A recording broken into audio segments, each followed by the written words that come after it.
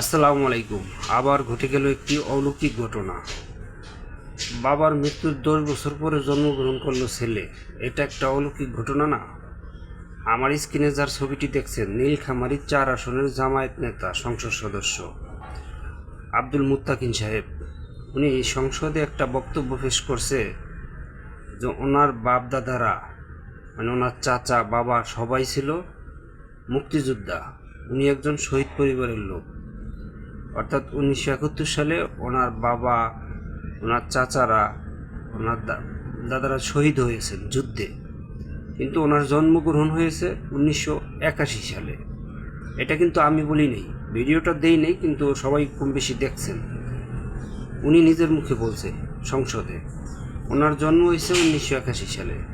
তাহলে বাবা মারা গেল 1971 সালে, শহীদ হইলেন, আর ওনার জন্ম হইল 81 সালে। তাহলে এটা কিভাবে এটা ঘটলো? এটা তো একটা অলৌকিক ঘটনা।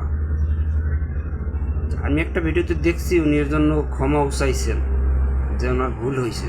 এখন প্রশ্ন হইল জাতির কাছে, সংসদ সদস্য হইয়া সংসদের মতো একটা পবিত্র জায়গায় যদি এই ধরনের ভুলভাল নোংরা কথা বলে, মানে ক্রেডিট পাওয়ার জন্য নিজেদের মুক্তিযোদ্ধা পরিবার, যারা মুক্তিযুদ্ধ করছে, যারা মুক্তিযোদ্ধা পরিবারের লোক, তারা যে আমাদের অ্যাডভোকেট ফজলুল হক করিম বলেছিলেন, এই কাকা বলেছিলেন, যারা মুক্তিযুদ্ধ করছে তারা কখনোই জামাত ইসলাম করতে পারে না।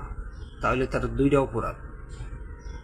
এখন উনি যেটা করুক, কিন্তু এইটা তো একটা অলৌকিক ঘটনা। বাবা মরে যাওয়ার 10 বছর পরে ওনার জন্ম কীভাবে হলো? মতামত জানাবেন। ভালো থাকবেন, সুস্থ থাকবেন। আসসালামু আলাইকুম।